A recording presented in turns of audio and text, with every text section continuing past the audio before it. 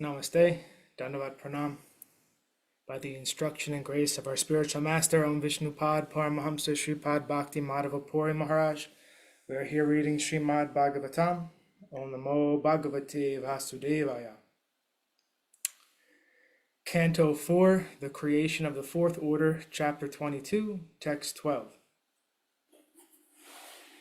Svagatam vodvijashresta yadvratani mumukshava charanti shradhaya dira bala eva brihanti cha.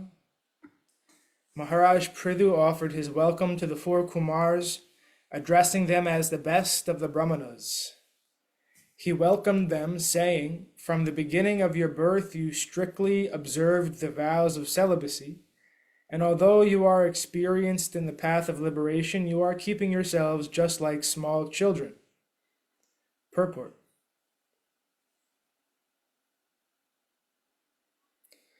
The specific importance of the Kumāras is that they were brahmacharis, living the life of celibacy from birth. They kept themselves as small children, about 4 or 5 years old, because by growing into youth, one's senses sometimes become disturbed, and celibacy becomes difficult. The Kumāras, therefore, purposefully remained children, because in a child's life, the senses are never disturbed by sex. This is the significance of the life of the Kumāras, and as such, Maharaj Pṛthu addressed them as the best of the Brahmanas. Not only were the Kumāras born of the best Brahmana, Lord Brahma, but they are addressed herein as Vija Shrestha, the best of the Brahmanas, on account of their being Vaishnavas also. As we have already explained, they have their Sampradaya, disciplic succession, and even to date the Sampradaya is being maintained and is known as the Nimbarka Sampradaya. Out of the 4 Sampradayas of the Vaishnavacharyas, the Nimbarka Sampradaya is one. Maharaj Pṛthu specifically appreciated the position of the Kumāras because they maintained the brahmachari vow from the very beginning of their birth. Maharaj Pṛthu, however, expressed his great appreciation of Vaishnavism by addressing the Kumāras as Vaishnav Shrestha. In other words, everyone should offer respect to a Vaishnav without considering his source of birth. Vaishnave jati buddhihi. No one should consider a Vaishnava in terms of birth. The Vaishnava is always the best of the Brahmanas, and as such one should offer all respects to a Vaishnava, not only as a Brahmana, but as the best of the Brahmanas.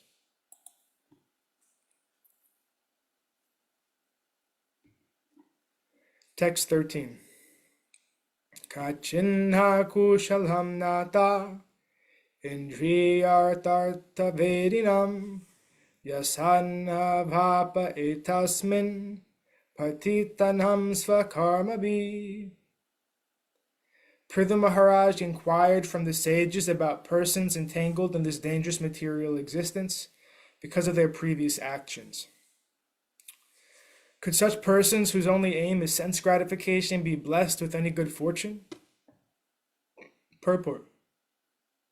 Maharaj Pṛthu did not ask the Kumāras about their good fortune, for the Kumāras are always auspicious by dint of their life in celibacy.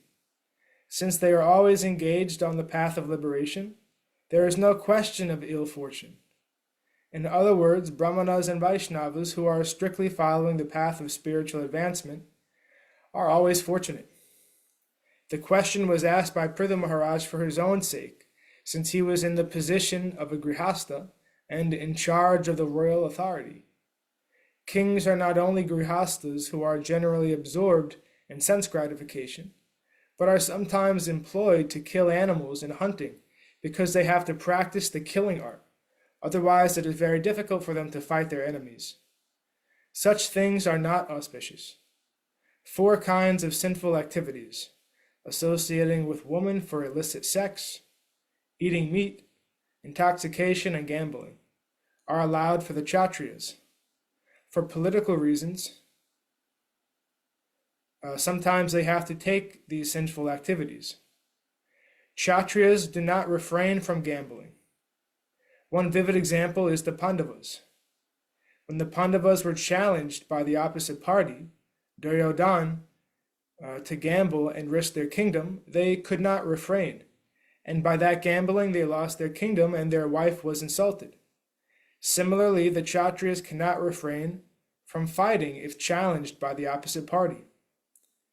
Therefore, Pṛthu Maharaj, taking consideration of all these facts, inquired whether there is any auspicious path. Grihastha life is inauspicious because Grihastha means consciousness for sense gratification.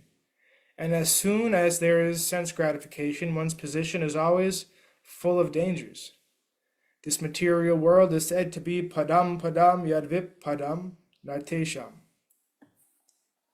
Dangerous in every step, Bhagavatam 10.14.58. Everyone in this material world is struggling hard for sense gratification. Clearing all these points, Maharaj Pṛthu inquired from the four Kumāras about the fallen conditioned souls who are rotting in this material world due to their past bad or inauspicious activities. Is there any possibility for their auspicious spiritual life? In this verse, the word indriyartha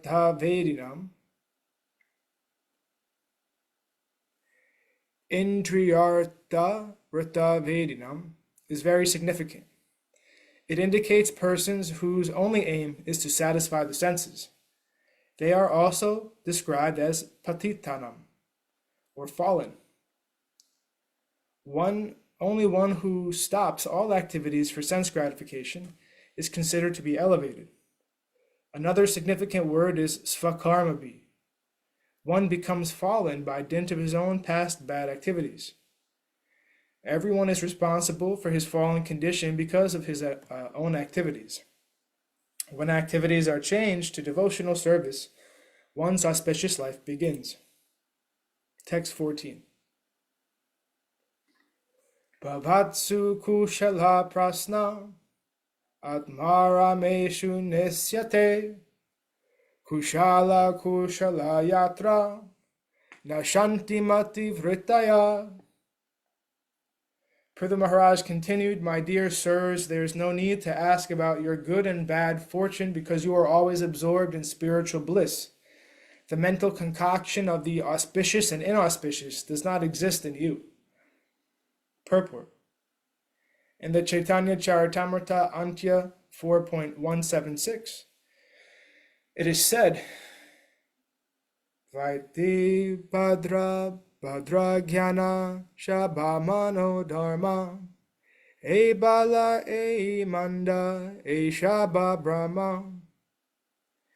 In this material world, the auspicious and inauspicious are simply mental concoctions because such things exist only due to association with the material world.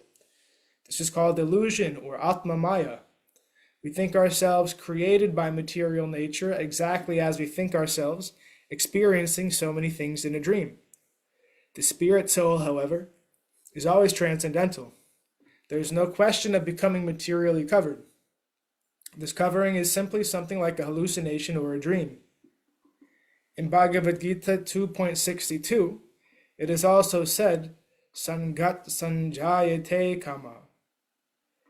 Simply by association, we create artificial material necessities.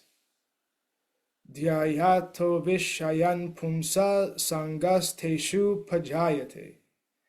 When we forget our real constitutional position and wish to enjoy the material resources, our material desires manifest and we associate with varieties of material enjoyment. As soon as the concoctions of material enjoyment are there, because of our association, we create a sort of lust or eagerness to enjoy them. And when that false enjoyment does not actually make us happy, we create another illusion known as anger, and by the manifestation of anger, the illusion becomes stronger. When we are illusioned in this way, forgetfulness of our relationship with Krishna follows, and thus by losing Krishna consciousness, our real intelligence is defeated.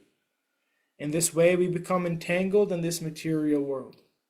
In Bhagavad Gita 2.63, it is said,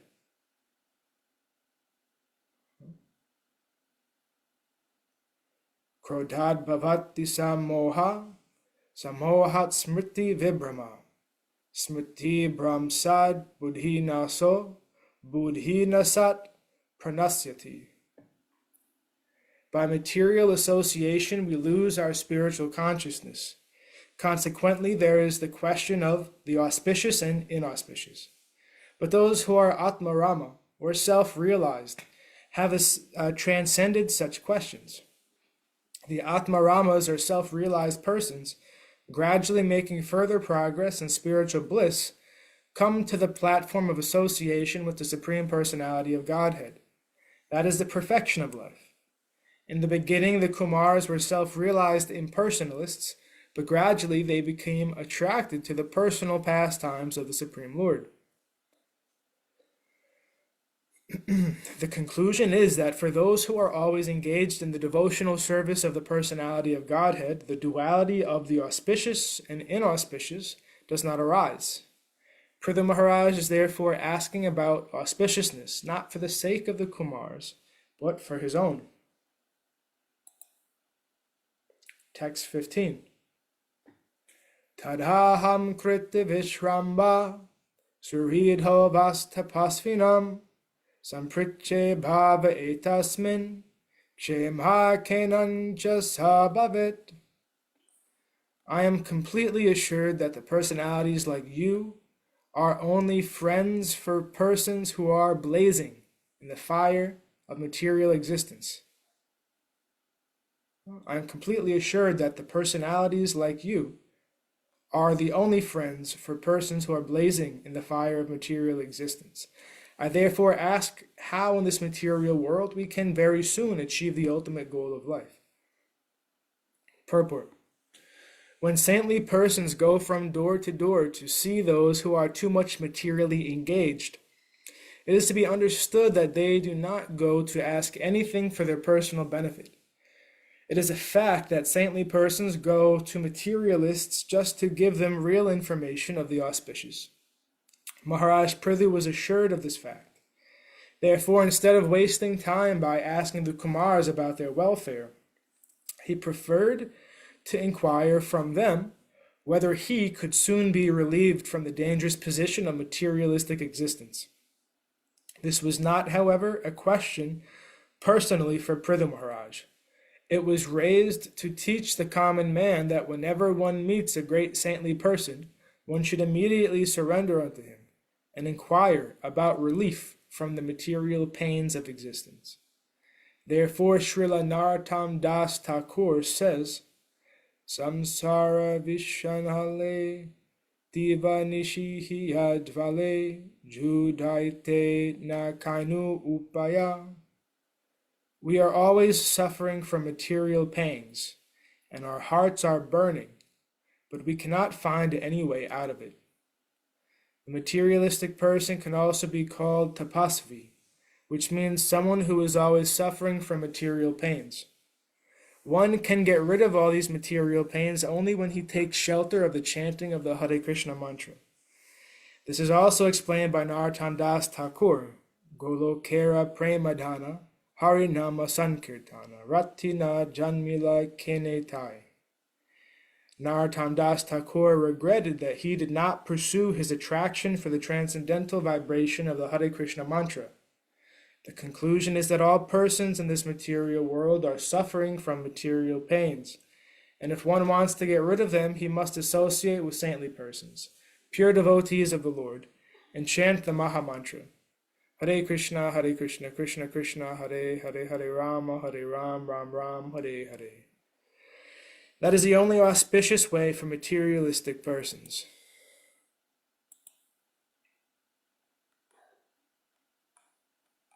And thus ends our reading for today. We will continue from text 16 on Friday.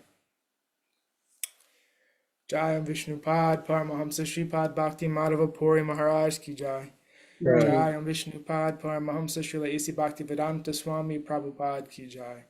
Jai Vishnupad Paramahamsa Srila Bhakti Rakshak Sridhara Goswami Maharaj ki jai. Jai Vishnupad Paramahamsa Srila Bhakti Sundar Govinda Dev Goswami Maharaj ki jai. Jai Vishnupad Paramahamsa Srila Bhakti Nirmal Acharya Goswami Maharaj ki jai. Jai Vishnupad Paramahamsa Srila Bhakti Niskam Shanta Maharaj ki jai. Jai Rupa Nuga Guru Varga ki jai. All glories to the assembled devotees, all glories to the worldwide devotees. Sama Bhaktiveda Vrinda ki jai. Jai Navadut Dham ki jai, Nrsimhapali Dham ki jai, Mayapur Dham ki jai, Jagannath Puri Dham ki jai, Jagannath Baladev Subhadra Ju ki jai, Ganga Mayi, Yamuna Mayi ki jai, Vrindavan Dham ki jai, Giri Govardhan, Gupta Govardhan Dham ki jai, Sham Kund Radha Kund ki jai, Tulsi Devi, Bhakti Devi, Vrinda Devi ki jai, Jai Srimad Bhagavatam ki jai, Jai Harinam Sankirtan Yagya ki jai, Scientific Sankirtan Yagya ki jai, Princeton Bhaktivedanta Institute ki jai, Sri Chaitanya Saraswat Institute ki jai, Sri Chaitanya Saraswat Mat ki jai Nitai, Gauda Prema Hari Jai Shrimati Uma Devi Dasi ki jai, Jai Sripad Ananda Krishna Prabhu ki jai, Hare Krishna. Shripad Krishna Keshav प्रभु जी की जय। जय चलो हरि बोल, धन्यवाद। हरे कृष्ण।